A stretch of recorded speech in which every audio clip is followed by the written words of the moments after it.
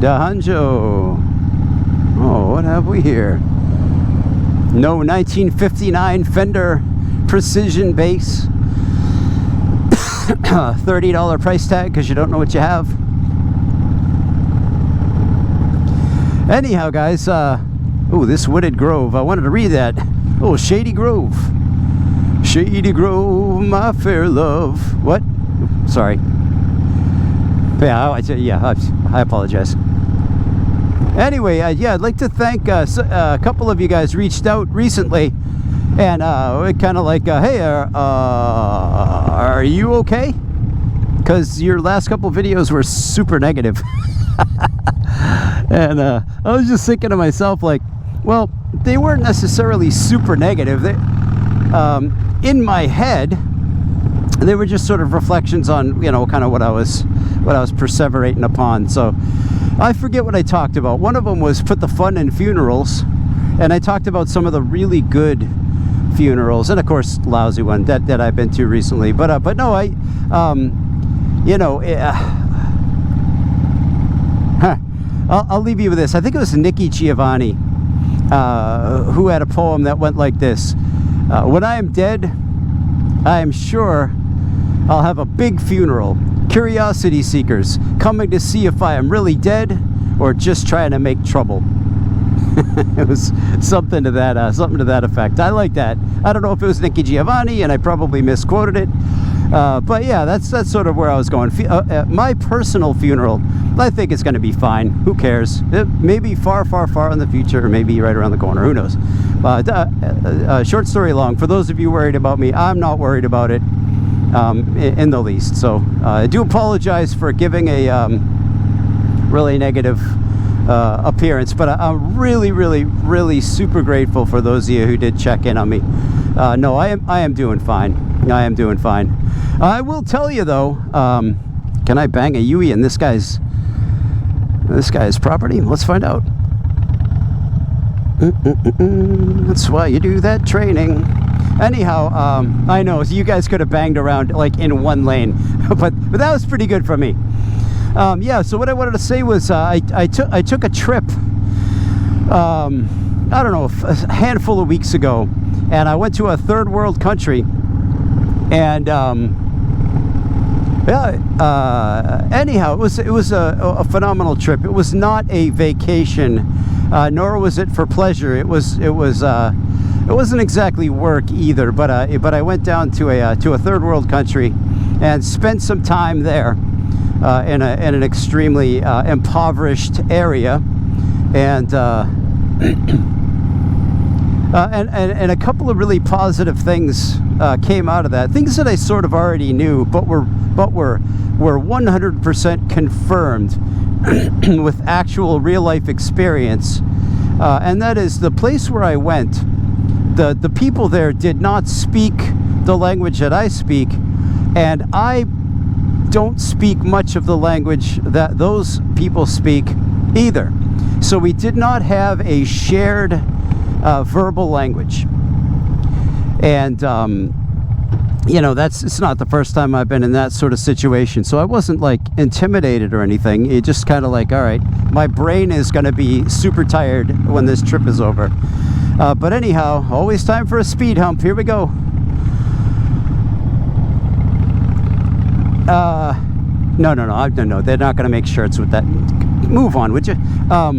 Anyhow, a couple of very positive outcomes there. I did do some work with some kids there, and again, mind you, kids don't speak my language. I don't speak their language verbally, but 100% fluent in the language of play.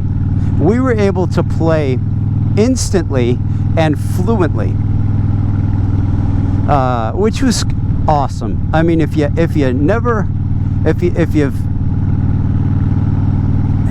ever wondered, you know, about, yeah, I don't even know how to ask this rhetorical question, but dude, kids are kids, and kids love to play, no matter how, you know, I don't know if rich kids like to, I don't know a whole lot of rich kids, but no matter how poor you get, the prospect of play, man, I'm in, and we can do it. We don't have to have a shared language, no rules or do any of that stuff.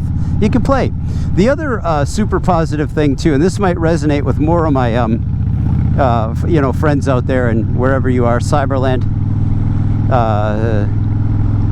Just using the term Cyberland just showed you that I was born in the 70s. But anyway, so I had a couple friends with me who were also musically inclined, and so we brought a guitar, and the people that we hung out with also had a guitar, and so a bunch of us fellas kind of circled up and had a music circle, and again, exact same experience as I had with the kids. We did not speak much of their language, if any. They did not speak any of our language, but we had music in common and spoke and enjoyed a long and very fluent musical session. No words necessary. So we were able to communicate with 100% efficiency through music, and it was just really, really, really great. You know, you could laugh, you know, through music. You can feel a little feeling through music. You can get energized through music, and you don't have to know any of the language verbally. And so it was very reassuring, and this is something that I've also found true. And you tell me too if you found this to be true, you musicians out there.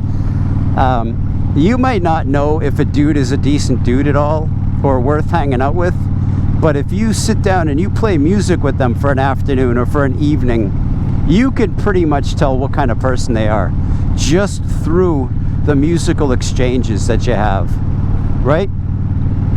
And so I found this to be a very, very encouraging situation. Now, I did come home with, we'll just say, the traveler's bug, and so I did not stray far from a bathroom for a couple of weeks.